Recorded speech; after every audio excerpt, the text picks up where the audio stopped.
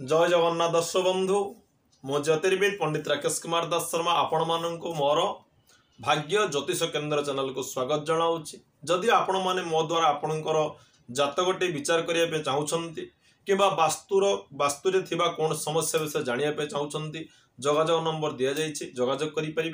WhatsApp रे आपणकर जन्म तारीख जन्म समय जन्म स्थान पठाई पारे। आपण घरे बसी आपणकर जातकटे गणना करें।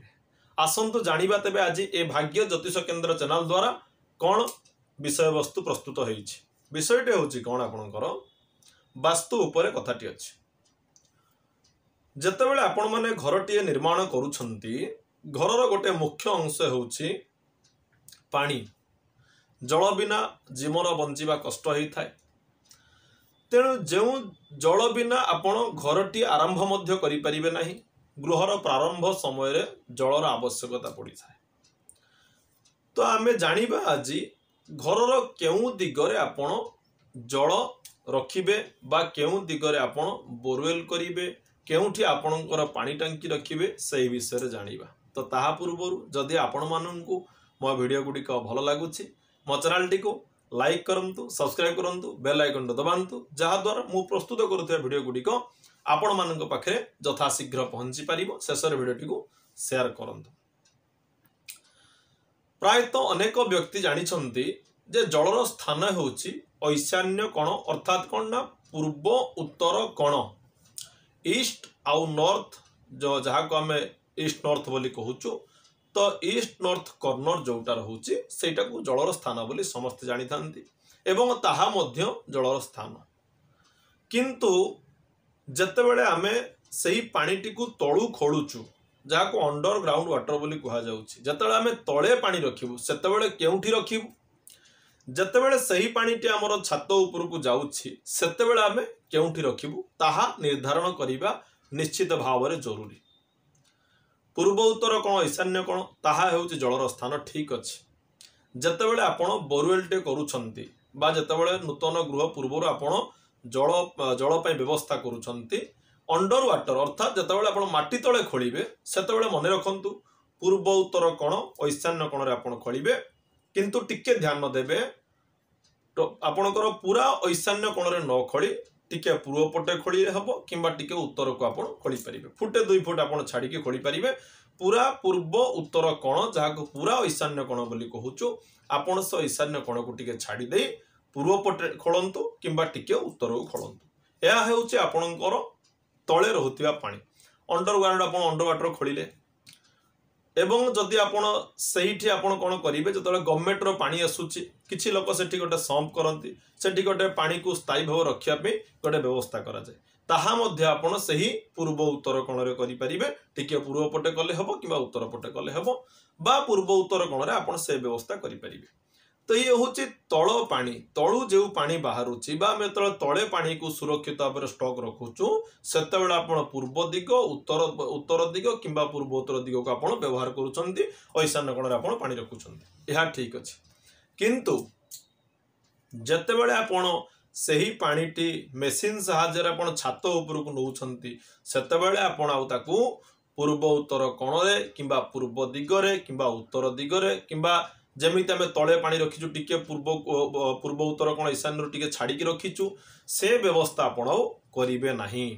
यह अत्यंत क्षतिकारक कारण वास्तुशास्त्र नियम अनुसार कौनसी भी समय रे बा कौनसी भी परिस्थिति रे आपण पूर्व दिग किंबा उत्तर दिग को भारी करि परिबे नाही। पूर्व उत्तर दिग को केबे आपण अजंदार करिवे नाही। सदा बेले आपण दक्षिण दिग अजंदार करि परिबे। दक्षिण पश्चिम कोण नैऋत कोण जहाँ रोचे ताको आपण अजंदार करि परिबे। किंतु भारी बा ओजन केबे पूर्व पटे किंबा उत्तर पटे दियंतु नाही। पूर्व उत्तर सदा बेले हल्का रहिबा दरकार। तेणु से दृष्टिकोण रु आपण छात ऊपर ईशान्य कोण रे पानी टांकी रखिबा उचित नुह बा रखिबे नाही। एहा वास्तुशास्त्र विरुद्ध कार्य। तेबे आमे केउठी पानी टांकी रखिले भलो पश्चिम दिग को लक्ष्य रखिबे। ईस्ट वेस्ट जहाँ वेस्ट बोली कहूचु पश्चिम दिग वेस्ट आउ साउथ पश्चिम दक्षिण बा दक्षिण पश्चिम कोण जहाँ को नैऋत्य कोण बोली कह जाउछि से नैऋत्य कोणरू टिके पश्चिम पटक आपण किछि स्थान छाड़ी देई कांथरू पश्चिम पटु किछि कांथ को छाड़ी देई आपण सेठारे पानी टांकी रखंतु ताहा अति उत्तम। नैऋत्य कोण पश्चिम दक्षिण कोण नैऋत्य कोण रे मध्य रखिले कोनसी प्रकार असुविधा नहीं। जदि टिके आपण नैऋत्यरू पश्चिम को दउछंती ताहा भी कोनसी प्रकार असुविधा नहीं, किंबा आपण प्रबल नैऋत्य कोण रखिले भी कोनसी प्रकार असुविधा नहीं। नैऋत्य टिके दक्षिण को आसिले मध्य असुविधा किछि नाही, अल्प किछि फुटे 2 फुट आपण जदि एपट सेपट करिवे तबे कोनसी प्रकार असुविधा नहीं। सदा बेले चेष्टा करंतु नैऋत्य कोण अर्थात पश्चिम दक्षिण बा दक्षिण पश्चिम कोण रे आपण ओवरहेड टांकी जहाँ को आमे छात ऊपर जो टांकी रखुचु ताहाकू से स्थान रखिबा दरकार। जदि सेठी किछि असुविधा आपनकर हेउछि स्थान नाही रखी पारि नाहंती तार आउ गोटे विकल व्यवस्था होछि कोन ना पश्चिम उत्तर जहाँकू वायु कोण बोली कहा जाए। पश्चिम उत्तर होछि वायु कोण, टिके वायु कोणरू आपण पश्चिम पटकू माड़िकी आपण रखिबा दरकार। सेठी आउ आपण वायु कोणरू उत्तर पटकू नेबे नाही, वायु कोणरू आपण किंचित मात्रा पश्चिम पटकू आनिके पानी टाकी रखी पारिबे। पश्चिम आउ उत्तर वायु कोण सेठी मध्य रखिले विशेष किछि असुविधा हबार नाही, किंतु प्रपर स्थान होछि तार दक्षिण पश्चिम नैऋत्य कोण। याकू ध्यान देवा दरकार। अनेक व्यक्ति एही कथाटी को भूल करंती। समस्त जानिचंती उत्तर पूर्व होछि पानीर स्थान, तेणु आम तले पानी खोलिले भी से उत्तर पूर्व खोलिबा। आउ जतबेले आम ओवरहेड टांकी रखुचु बा छात ऊपर जो पानी टांकी रखुचु ताहाकू मध्य सेही पूर्व उत्तर कोण रखिबा। तेबे यह उचित नुह। आपण तल टांकी तल पानी सदाबेले पूर्व उत्तर कोण ईशान्य रे करंतु, ऊपर टांकी सदाबेले दक्षिण पश्चिम नैऋत्य कोण रे करंतु। तो ये थिला जलर स्थान किछि किछि कथा मु कहिली।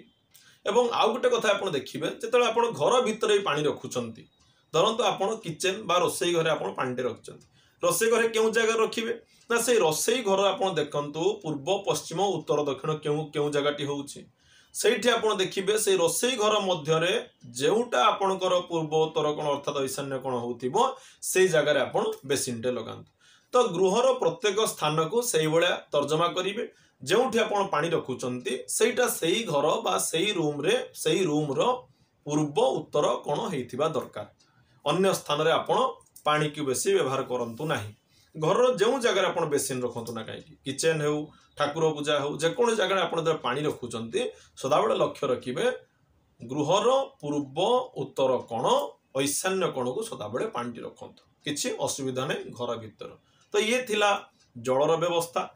जदि ए कथाटी आपण माने बुझी पारि नाहंती आउ थरे जोगाजोग करी मो पाखरु निश्चित भाव यार संपूर्ण विवरणी नहीं पारिबे। तेबे आज पई विदाय दियंतु।